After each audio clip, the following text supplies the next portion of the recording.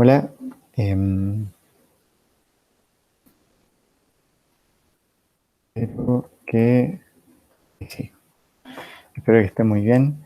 Bienvenidos a la tercera cápsula de filosofía de la ciencia. En las dos primeras revisamos el positivismo lógico y ahora vamos a hablar de este personaje que es el señor Thomas Kuhn. Thomas Kuhn es un filósofo de la ciencia que es increíblemente influyente, sobre todo en el contexto de la educación científica. Em, Su trabajo más importante es este libro, La estructura de las revoluciones científicas, un librazo. Se los recomiendo si tienen la posibilidad de leerlo, súper entretenido, en verdad. Y, y vamos a ver qué postula el señor Kuhn. Como ustedes recordarán, la, los positivistas lógicos adherían a una serie de cosas, que hay seis puntos a los que adherían los positivistas. Los positivistas creían que la ciencia es acumulativa, es decir, que hoy día conocemos cierta cantidad de cosas respecto del mundo y mañana vamos a conocer más y pasado mañana vamos a seguir conociendo aún más. El conocimiento científico de alguna otra forma no se destruye, sino que va creciendo. No lo dijimos, estos seis puntos no aparecen tal cual en las cápsulas anteriores, pero dado lo que ya hablamos en esa oportunidad sobre el positivismo lógico, espero que no les haga mucho ruido, es más o menos obvio. O sea, el conocimiento es positivo, ¿se acuerdan? Una vez que se tiene, eh, ya, ya, ya tengo en posición del conocimiento y eso es ad eternum, es medio absoluto. Entonces, lo único que puedo hacer es seguir sumándole más conocimiento. La ciencia en ese sentido es acumulativa porque la ciencia es el paradigma del buen actuar en términos intelectuales para los positivistas lógicos. Entonces, uno, espero que les haga sentido. Dos, hay una clara diferencia entre el contexto de descubrimiento y el contexto de justificación. De esto no hablamos nada, pero personas como Popper defendían que solo el contexto de la justificación, solo las justificaciones son analizables. Es decir, eh, y no cómo se llegó a descubrir la cosa. Eh, yo puedo estar, qué sé yo, eh, yo puedo estar bajo la influencia de alguna droga y se me ocurre una idea brillante y resulta que al final la idea termina siendo brillante, pero lo que yo puedo analizar es si es que es brillante o no la idea por cómo se justifica, por qué tan coherente es, qué tan bien armada está, etcétera. Da lo mismo que haya estado drogado o no cuando la creé, o haya estado muchos años trabajando incansablemente sin ir a ni una fiesta ni nada, sin ninguna distracción, solo trabajando, da igual. Lo que importa es, en el fondo es que yo la pueda justificar y eso puedo analizar. Eh, Hay casos re famosos en la historia, lo voy a pronunciar mal, pero creo que Culé, la persona que se dio cuenta de la estructura de la molécula de benceno, dicen que se quedó dormido, medio soñando, y soñó con esta como especie de culebra que se mordía a sí misma y ahí se le ocurrió la estructura de la molécula de benceno. O, o Pasteur, creo, dice la historia de que era medio desordenado y encontró, y tenía un montón de estas cápsulas de Petri, qué sé yo, botadas en el lavaplatos y empezaron a florecer colonias de, qué sé yo, cosas. eh, y descubrió la penicilina a partir de eso, ¿no? En fin, todas esas cuestiones dan lo mismo. Lo que importa para la ciencia, diría Popper, es es que uno lo puede justificar, es que efectivamente es como doy cuenta de que la molécula de benceno tiene esa forma, independiente que haya soñado o no, cómo la penicilina efectivamente cura ciertas enfermedades o sirve de antibiótico y no el cómo haya aparecido en el contexto científico. Entonces ese es el segundo punto. La tercera es que hay una lógica común de confirmación o de falsación de declaraciones científicas, es decir, en el fondo el esquema positivista, los positivistas decían que el significado de algo era su modo de verificación y la verificación de alguna otra forma tiene cierta lógica común, al igual que la falsación. O sea, yo tengo un experimento crucial y si ese experimento crucial falla, las predicciones que da mi teoría no ocurren en la realidad, eh, entonces descarto el experimento. Hay una lógica común entre ambas cosas. Eso también les tiene que, espero, sonar. Cuarto, es independiente de visiones personales ajenas a la ciencia, es libre de valores. O sea, da lo mismo para un positivista lógico si tú eres cristiano, musulmán, nazi o una tremenda persona, la madre Calcuta. Lo que importa es la lógica, el cómo se verifican las proposiciones. Eso es importante, da lo mismo en realidad los valores subjetivos de cada persona. 5. Hay una clara diferencia entre ciencia y otros sistemas de creencia, bueno, más o menos obvio para los positivistas. Los positivistas apuntaban a la ciencia como el paradigma del buen razonar, de las buenas prácticas en términos intelectuales. Claramente la ciencia es superior a otras cosas. Y por último, los términos científicos tienen un significado preciso. Esto de que el significado, no solo de todas las cosas, pero en particular de términos científicos, es su forma de verificación y eso es preciso y es estable y da lo mismo aquí para que el ají, eso es lo que nos permite comunicarnos. Todas estas cosas supongo les deben sonar más o menos coherentes con el pensamiento positivista y si no, bueno, revísenlo y denle una vuelta. La cosa es que Thomas Kuhn estaba en contra de todo esto. Él no creía que la ciencia era acumulativa, que no iba creciendo, no creía que había una diferencia entre justificar y el cómo aparecían las ideas, no creía que había una lógica común de falsación o de lo que sea, ni de que la ciencia fuera independiente de los valores subjetivos de la persona que hacía ciencia, etcétera, etcétera.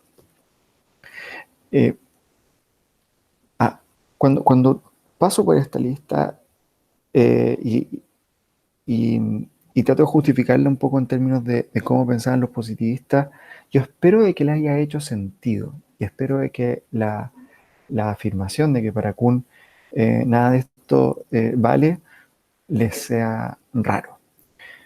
Porque si no, no tiene gracia la clase, ¿no?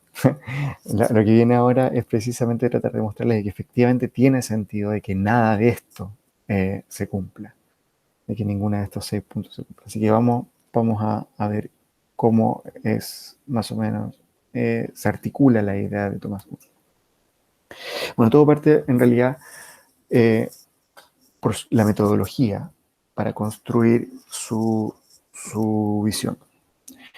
Y es muy distinta a la de los positivistas, básicamente porque a Kuhn sí le interesa la ciencia y sí trata de entender de qué se trata. A los positivistas, los positivistas daban por sentada la ciencia. Para los positivistas, acuérdense de que ellos no estaban tratando de entender qué es la ciencia, sino que estaban tratando de entender cómo es posible que nos comuniquemos. Estaban tratando de generar teoría para el lenguaje. Y dentro de ese esfuerzo se dieron cuenta de que la ciencia de alguna otra forma era bacán, hacía las cosas bien, en el sentido de los positivistas, es decir, lograba de forma rigurosa verificar sus proposiciones de acuerdo a lo que ellos pensaban. Entonces, de alguna otra forma, asumen que la ciencia hace un montón de cosas. Los positivistas dan por sentado de que la ciencia genera el conocimiento de la forma en que lo genera. En cambio, Kuhn no da por sentado nada. Kuhn en realidad no era un filósofo, él era un físico, tenía un doctorado en la Universidad de Harvard, no tenía formación en filosofía, y como científico le interesaba la ciencia. ¿Y qué hace un científico cuando trata de entender algo? Bueno, mira ese algo como un objeto de estudio, como una cosa que está fuera, el correspondentismo de la verdad, ¿verdad? Está la cosa ahí y uno trata de estudiarla y hace experimentos y qué sé yo. Pero la ciencia es una actividad humana. No podemos hacer experimentos con la actividad humana, pero sí podemos mirar la historia. La historia es como el gran laboratorio para la humanidad. Entonces, lo que quiera que uno quiera entender referido a los humanos o a actividades humanas, entonces uno mira la historia y ve cómo estas cosas van modificándose. Y en ese mirar para atrás y ver cómo los científicos efectivamente hacen ciencia, cómo la ciencia se desarrolla, él eh, llegó a generar la siguiente propuesta de cómo él cree o él vio que la ciencia eh, se genera y se desarrolla, y es en base a la idea de paradigma. Un paradigma, evidentemente, es una palabra que a ustedes les tiene que sonar en un montón de contextos, pero como muchas otras cosas en filosofía, tiene un significado bien particular, eh, que evidentemente coquetea con el sentido, con la idea de paradigma que cada uno tiene en la cabeza en el lenguaje natural, pero tiene un significado bien preciso. Los paradigmas están formados por dos cosas, por una matriz disciplinar y por exemplars, que son ejemplos tipo. Y la matriz disciplinar está formada por todas estas cuestiones, por métodos de investigación teórica, por métodos de investigación experimental, modelos teóricos, comunidad de participantes y libros de texto. Y como les decía, están eso y los ejemplos tipo de problemas a resolver en un área y la forma de resolverlos. ¿De acuerdo? Ya. Entonces, ¿cuál es la idea de Kuhn? Kuhn se dio cuenta de que eh, la, la, la historia de la ciencia mostraba que las ideas de alguna forma se desarrollaban como en, en- en paquetes, en paquetes que tenían todos estos elementos, que en particular tenían una matriz disciplinar, un paquete en donde se hablaba de que la ciencia, cier- ciertas ideas científicas se desarrollaban solo si existían métodos de investigación teórica, métodos de investigación experimental, modelos teóricos, etc. Déjenme dar un ejemplo para los físicos de la platea. Em, bueno, y para todos ustedes, en verdad, porque la mecánica clásica es algo que aparece en el colegio, en todos lados, ustedes todos saben de mecánica clásica. Pero la mecánica clásica tiene ciertos métodos de investigación teórica. En particular, F igual a m por a, la fuerza es igual a la masa por la aceleración es la segunda derivada de la posición en función del tiempo, y en general, eh, todas las soluciones en mecánica clásica, en física clásica, son, eh, son todas las soluciones a problemas físicos, son soluciones a ecuaciones de segundo grado, donde yo tengo dos condiciones iniciales en general en la posición y la velocidad, y, y con eso construyo mis soluciones que son todas trayectorias. Entonces hay un método de investigación teórico que es la solución de ecuaciones de segundo grado. Yo puedo tener un problema muy complejo, pero si lo puedo llevar a este lenguaje de ecuaciones diferenciales y resolver el problema, y voy a poder tener mis soluciones. Hay métodos de investigación experimental, en particular en la mecánica, como se trata de trayectorias, hablé de posición y velocidad, ¿verdad? Porque lo que interesa son el movimiento de los cuerpos. Entonces, si necesito medir eh, trayectorias, necesito entonces poder medir posiciones y tiempos lo más preciso posible. El plano inclinado de Galileo, con eso, al inclinar el plano, diluyó, por así decirlo, la gravedad y la hizo menos potente, y la aceleración de gravedad entonces hacía de que el cuerpo diluida, hacía que el cuerpo bajara más lento y podía contar mejor el tiempo, porque en esa época los relojes claramente no eran muy precisos, la forma de contar el tiempo no era muy precisa. Pero el punto es que para experimentar en mecánica tengo que poder tener reglas y relojes. Eh, Hay modelos teóricos. En mecánica, el modelo, qué sé yo, planetario, el de Kepler, esto de las órbitas en torno a una fuerza central. Ponle. Hay una comunidad de participantes que son los físicos, y hay libros de texto, el principio de matemática de Newton. Ahí está, tengo mi matriz disciplinaria. Va a ser mucho más difícil hacer un ejemplo similar en biología o en química, pero probemos a ver en evolución, por ejemplo, los métodos de investigación teórica. La teoría en términos de evolución es que efectivamente las especies evolucionan para maximizar el fitness, ¿cierto? Los métodos de investigación experimental es buscar rasgos en las especies que den cuenta de una mejor adaptación al medio que de alguna otra forma pruebe que aumente su fitness. Los modelos teóricos son, qué sé yo, modelos en donde los picos de ciertas aves se alargan cuando hay flores que tienen pistilos de cierta forma. La comunidad de participantes van a ser biólogos y los libros de texto, bueno, el libro de Darwin, ¿cierto? No me acuerdo cómo se llama el libro de Darwin, que es terrible. Perdón, me castigo, pero el libro de Darwin, vamos, el libro de Darwin. Bien, y los exemplars son los ejemplos tipo problema a resolver en un área y la forma de resolverlo. De nuevo me vuelvo a la física, lanzamiento de proyectiles. Condiciones iniciales, velocidad, ángulo, qué sé yo, sé cómo resolverlo, puedo ocupar maximización de energía, potencial gravitatorio, qué sé yo, bla, bla, sé cómo hacerlo. Ya, de acuerdo a Kuhn, eso genera un paradigma. Y cuando tengo un paradigma, entonces recién ahí tengo ciencia, antes no.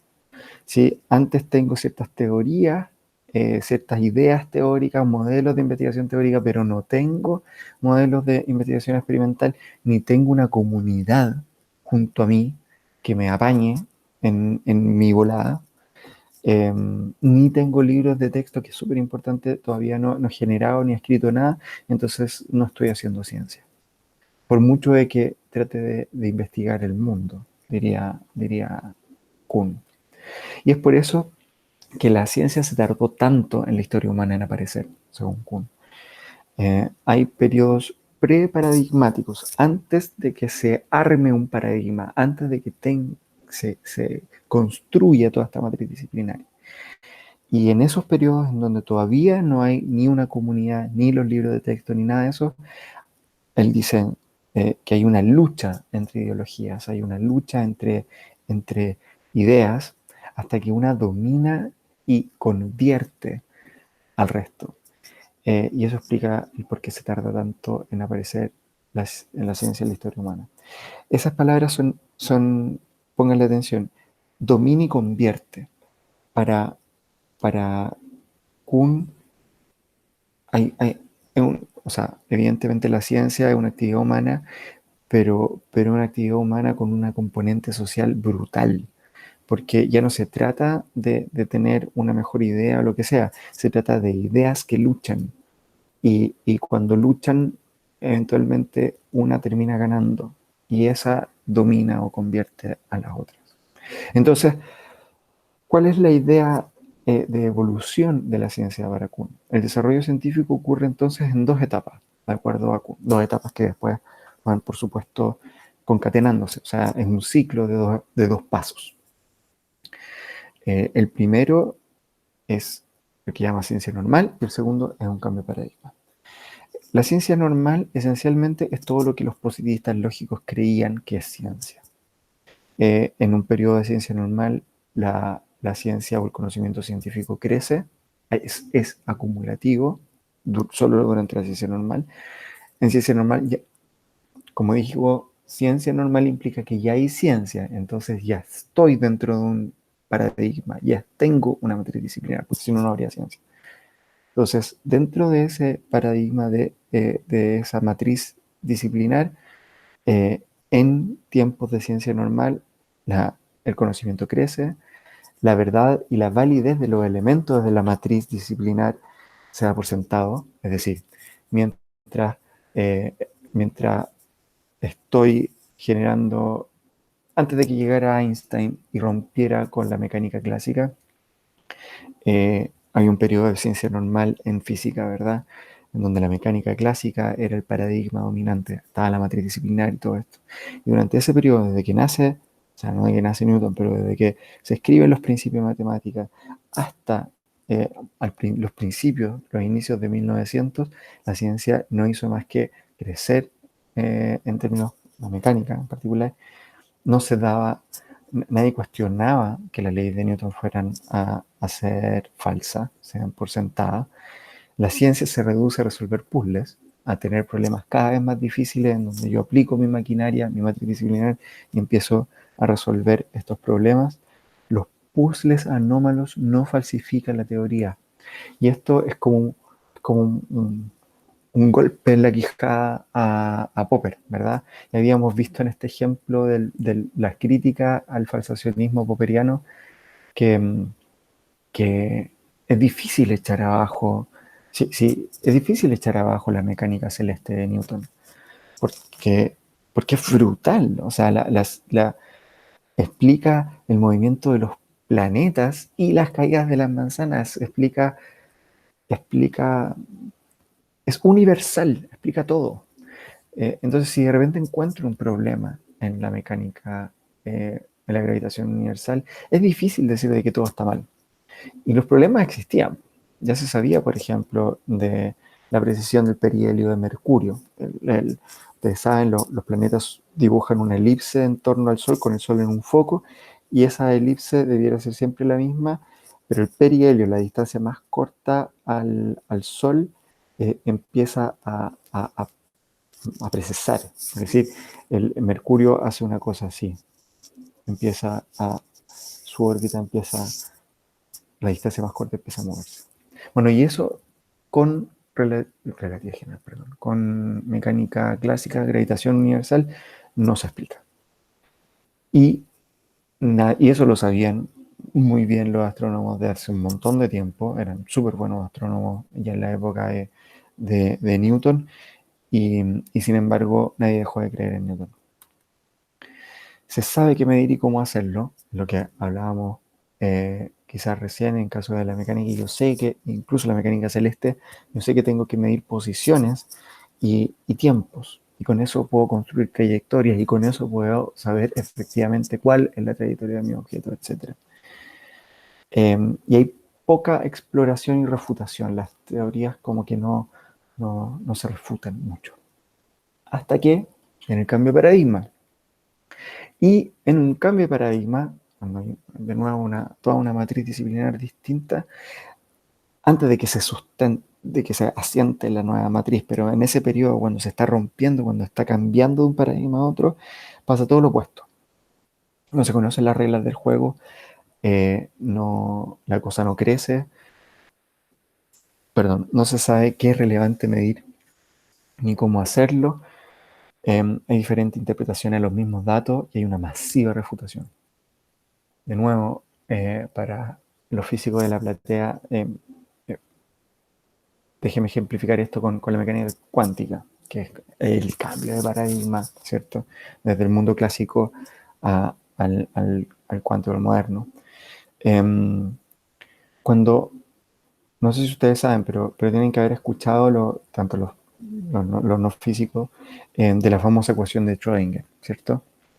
Schrödinger escribió una ecuación de onda para tratar de entender todos estos fenómenos raros que estaban ocurriendo con partículas muy pequeñitas, que parecía que a- a- las partículas de a una generaban patrones de difracción, de a una no, cuando tiraba una tras otra, pero incluso si las tiro de a una rejilla, una red de difracción, a un par de hoyos, digamos, lo que se obtenía atrás en la pantalla que medía la llegada de estas partículas era un patrón de difracción, es decir, es como si, como olitas, como, como, como lo que se observa con ondas.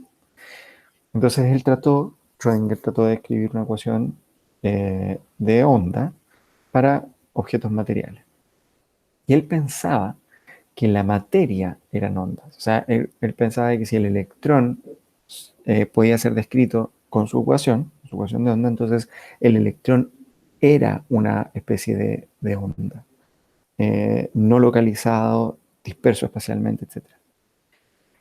Eh, la misma ecuación de Schrödinger ahora es interpretada como una densidad de probabilidad, o sea, nada que ver con la idea de que el electrón es una onda esparcida, sino que la probabilidad de encontrar al electrón satisface este patrón ondulatorio, pero no es el objeto mismo. Entonces, en realidad, eh, hay distintas interpretaciones a los mismos datos. En este caso, no se sabía qué era relevante ni cómo hacerlo. Hay otra anécdota súper interesante, y esta es la última para los físicos, de Heisenberg. Cuando él era un veinteañero cuando desarrolló todas estas cuestiones y era un tipo increíblemente alérgico. Entonces, en uno de estos arranques de alergia en una primavera allá en Europa, él se fue a una isla desierta en donde literalmente no crecía nada. Era tanto el viento que no habían árboles grandes, no había nada y ahí podía estar eh, tranquilo sin cuestiones, sin sus alergias. Y cuenta la historia de que él estaba caminando en estos peñascos rocosos donde no crecía nada, como a las 3 de la mañana un día, y se le ocurrió como dar sentido a un montón de datos experimentales que estaban ocurriendo, que él conocía, pero que nadie entendía cómo ocurrían. Cuál era la lógica detrás. Y lo anotó. Y anotó una cosa feísima, rarísima, en donde algunos términos se multiplicaban, después se sumaban otras cosas con otros términos que se multiplicaban, después se restaban otras, en fin.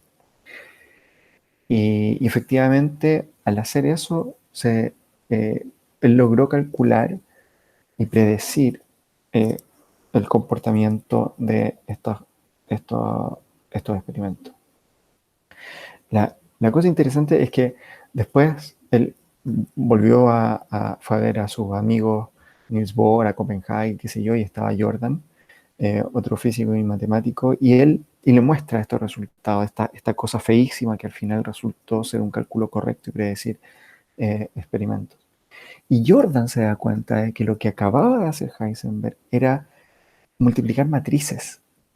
Eh, Heisenberg no tenía idea de matrices, no sabía de la multiplicación. Y ustedes tienen que haber pasado por cursos de álgebra lineal, a lo mejor no se acuerdan, pero las matrices son estos bloques de números y cuando uno los multiplica, dos matrices, lo que hace es agarrar columnas y como hacer esto, acostarlas y multiplicar término, término y sumarlo. Y después se resta la columna siguiente y se suma la siguiente, y se resta la siguiente y así.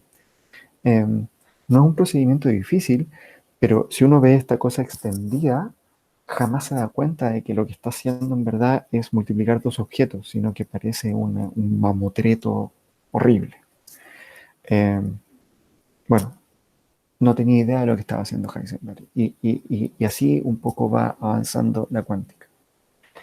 De nuevo voy a tratar de ensayar un cambio de paradigma. Ahora, hace muy poco escuché que, bueno, el clásico paradigma de las células, hasta las células eucariotes y las procariotas.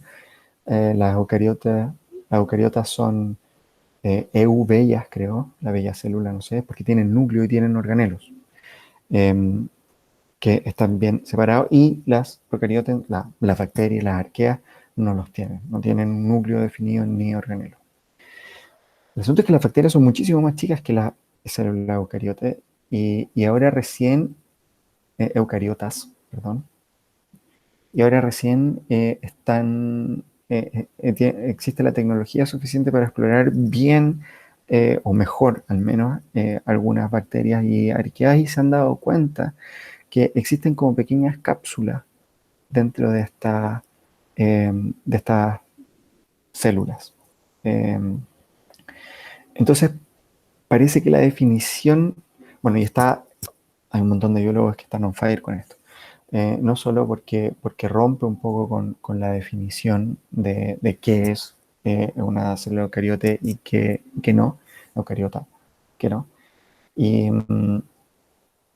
sino que además al parecer hay todo un rollo con buscar un ancestro común, entender cómo evolucionaron estas cosas de una forma quizás menos separada de lo que quizás se creía, o en fin, precisamente porque estas cosas muy minúsculas tienen organelos, o pareciera tipos de organelos. Pero de nuevo, hay diferentes interpretaciones de los mismos datos, estos organelos no están completamente cerrados, entonces algunos dicen que no cuentan como organelos, entonces la definición se mantiene, etcétera, etcétera. Eso. Espero que con ambos ejemplos haya quedado un poco más claro. Y los cambios de paradigma, entonces, los cambios de paradigma son pasar de una matriz disciplinar a otra matriz disciplinar, pero la otra, estas matrices disciplinares, em, estas matrices disciplinares son inconmensurables. Pareciera, o sea, de acuerdo a Kuhn, lo que pasa es que dentro de un paradigma empiezan a aparecer anomalías, estas cosas que no falsifican la teoría de acuerdo a Kuhn, pero una vez que se acumulan demasiado, ya no se puede sostener y ¡pra! Aparece un nuevo paradigma para tratar de explicar el mismo fenómeno. Pero como es otro paradigma, es decir, es otra teoría, es otra forma experimental, es otra forma de aproximarse a todo esto, Kuhn dice que estos dos mundos son inconmensurables. Mensurables que se pueden medir, conmensurables que de alguna otra forma tienen la comedida, tienen la misma medida, inconmensurables es que no pueden en realidad calzar uno con otro. No pueden conversar siquiera, de acuerdo a Kuhn. La inconmensurabilidad también es un término medio técnico, pero quiere decir esto, y es que los términos teóricos, pese a que ocupen los mismos términos, significan cosas distintas para dos paradigmas distintos. Entonces, cuando por ejemplo, Schrödinger hablaba de la ecuación de onda o hablaba de la ecuación de onda para el electrón, él pensaba que era el electrón el que estaba disperso como una onda. Ahora entendemos que es la densidad de probabilidad del electrón de distintas posibles mediciones las que actúa como una onda. Y sin embargo, hablamos igual de la función de onda del electrón. Entonces, en ambos mundos, aunque ambos son cuánticos, no son dos paradigmas distintos, pero se entiende que esa es la idea, em, la, hablamos de ecuación de onda del electrón, pero nos referimos a cosas distintas. Eso. Aquí se me cae un poco el carnet, pero eh, según Kuhn, se me cae el carnet porque yo vi esta película Top Gun cuando era niño, igual, y me acuerdo de que el jovencito de la película tenía el nombre clave Maverick. Y yo juraba que Maverick era un nombre nomás. Hasta que leí la estructura, el libro de Kuhn, la estructura de la revolución científica.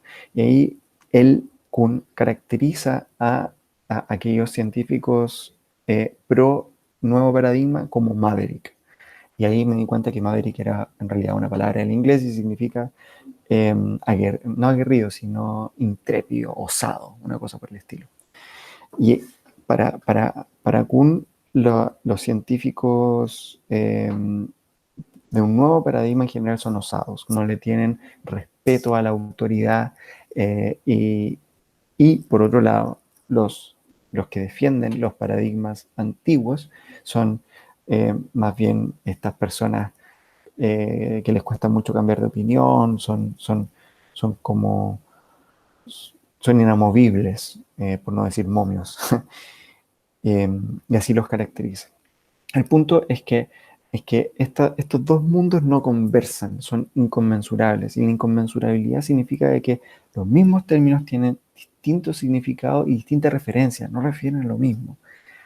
Eh, y por lo tanto, qué sé yo, cuando un científico antes de 1900 hablaba de masa, se imaginaba esta cosa que, que es un cuantificador de la inercia y que además, de alguna otra forma, está relacionado con la atracción gravitatoria. Cuando después de 1905 alguien dice masa, además de eso piensa en energía, por E igual a mc cuadrado, ¿verdad? Y es totalmente distinto. Entonces, de acuerdo a Kuhn, es tan distinto que viven en mundos distintos, dice Kuhn. Aquí se va un poco a la olla, me parece a mí, pero en fin, dice que viven en mundos distintos, ven todo de forma diferente y por tanto no se pueden comunicar, no pueden hablar. pese a que ocupen las mismas palabras, porque de hecho significan cosas distintas las mismas palabras. Entonces, o bien tienes a alguien que se forma en los dos paradigmas y que sirve más o menos de intérprete, cosa que no ocurre nunca, de acuerdo a Kuhn, o bien tú esperas que tu competencia muera, que los paradigmas no, un paradigma no se vuelve mejor que otro por argumentos, sino que por cansancio, hasta que uno muere. Y por eso la ciencia no es acumulativa, no se puede comparar cuál alternativa es mejor. ¿Por qué? Porque como cambian los paradigmas, no es que se sume más conocimiento al paradigma que ya estaba. Entonces deja de ser acumulativa la ciencia. Y no se puede comparar cuál es mejor o peor porque efectivamente son inconmensurables de acuerdo a Kuhn. Esa es más o menos la visión de Kuhn. Hasta aquí vamos a dejar esta cápsula. Aquí hay algo de bibliografía. La próxima cápsula vamos a ver cuáles son vamos a ver cuáles son las críticas a la idea de Kuhn. Eso. Espero que estén súper bien. Cuídense. Nos vemos en la próxima cápsula. Chao.